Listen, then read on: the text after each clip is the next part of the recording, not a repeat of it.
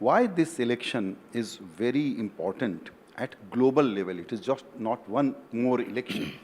And the kind of future Mr. Modi is crafting, there is debate about how democratic he is. So let's begin from this part, because we saw Congress party, you worked during emergency as underground activist. And now we hear this less democracy, more democracy versus unstable government. You have written about it. So I want you to capture your thoughts on that. You see, the idea of people do not know what was emergency. I have experienced emergency. I was underground.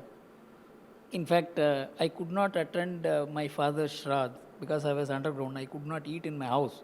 So that is the kind of situation that prevailed. It was pitch dark everywhere. So to say that there is some undeclared emergency, no, it means so how illiterate these people are about emergency. Emergency is a constitutional clampdown on all rights.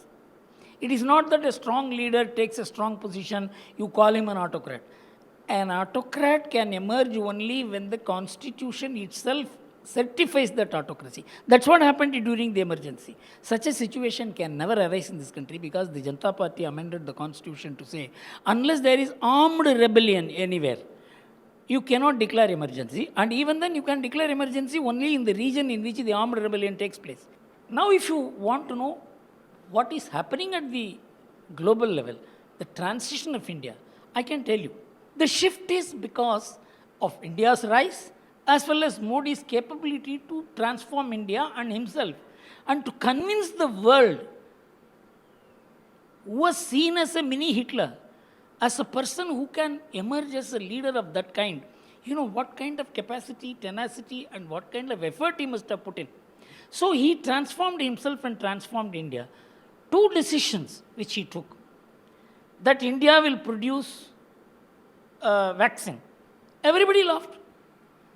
We all laughed. We always see who produces the vaccine and who will export it to us, and we suffer all the diseases and then get the vaccine.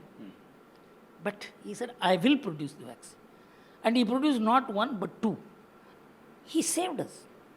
Otherwise, we would never have got vaccine at all. No country could have produced the kind of vaccine we needed. Second is his decision on Ukraine. He didn't have 10 days to decide. He didn't have 10 hours to decide. He had maybe a couple of hours to decide. Correct.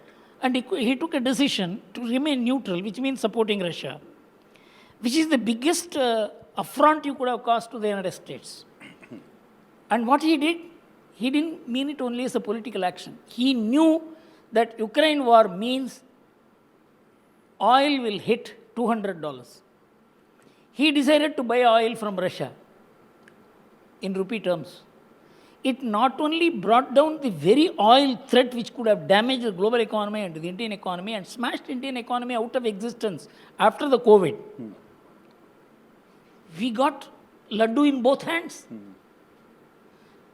So what I'm saying is India has emerged as a player, as the only player who can probably avoid a Cold War in future.